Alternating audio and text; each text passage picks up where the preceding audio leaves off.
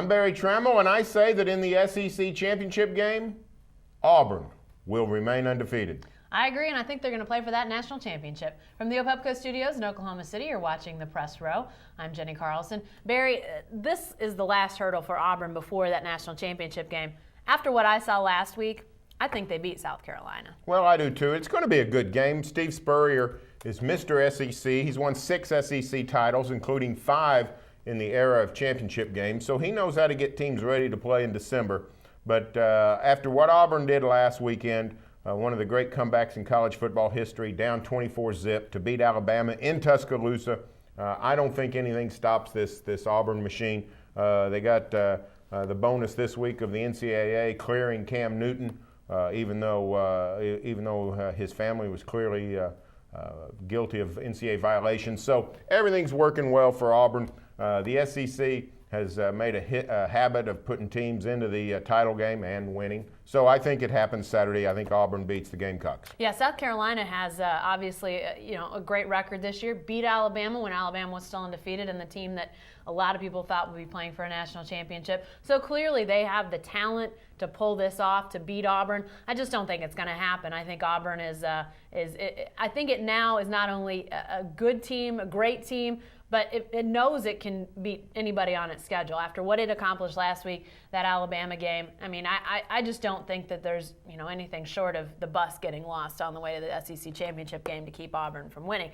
The question then becomes, who do they play in the national championship game? The game that will decide that is Oregon and Oregon State, a big rivalry game. Who wins up in the Northwest? Well, this game's in Corvallis, home of Oregon State, and before the season and maybe even mid-season, you thought this is going to be a bear. This is like the Sooners going to Stillwater. You never know what you're going to get. It's going to be tight. It's going to be wild. But Oregon State has been decimated by injuries. They've fallen apart. They're 5-6. They're not even going to go to a bowl without beating Oregon. I think Oregon is just too tough. This was a very promising season early for Oregon State, but not now. They lost James Rogers, their great wide receiver. I think Oregon rolls in Corvallis and sets up the title game with Auburn. Yeah, Oregon State, to me, Oregon State and Miami are the two teams that have fallen farthest during this season. I really felt like both of those teams were on the up and up. We've already seen Randy Shannon get fired at Miami. Oregon State now battling the injury bug and really having their struggles. This is their season, obviously. I mean, not only is it a rivalry game, but a chance to get to a bowl. I just don't think they have the firepower to keep up with what Oregon's going to put on the field. This Oregon team's for real. I think you're going to see Auburn-Oregon in the national championship game. Should be a fantastic matchup. I hate that TCU's not going to be a part of that, but I think these are two really good teams that you're going to see play for a national championship here in, it's going to be over a month, but I do think that's going to be the setup for the national championship game. Finally, Barry, let's talk about a game that's a little bit off the radar, but has a big impact on who plays the Big 12 champion. Could potentially be Oklahoma's opponent in a bowl. It's UConn at South Florida. UConn wins this game. They are likely to play the Big 12 winner in a BCS bowl.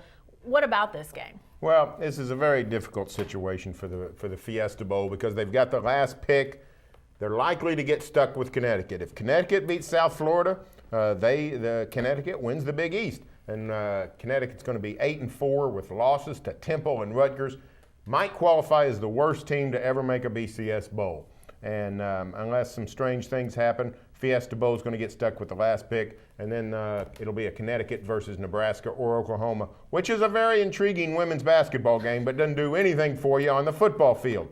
UConn at South Florida. Now, that's not going to be easy. South Florida's getting it going. They're really playing well under Skip Holtz. Changed quarterbacks last week and upset Miami in Miami, cost Randy Shannon his job.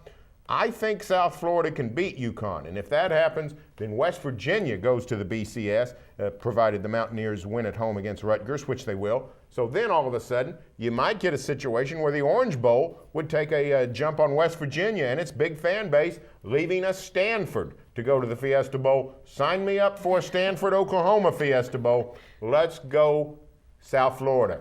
Pick the Holtz to upset UConn. Yeah, maybe I'm just hopeful that South Florida wins this game. I'm like Barry. I really have a hard time getting fired up about UConn versus the Big 12 winner. I know that UConn has an interesting story. They've obviously come from really not even having a program to now having a chance to be the Big East representative, but that really doesn't, it's still not enough to get me super fired up about what's going on in that potential bowl matchup. So South Florida, their win against Miami gives me hope that they beat UConn, and then my heart says, golly, I really hope that they do. Stay with the best coverage team anywhere at newsok.com and every day in the Oklahoman.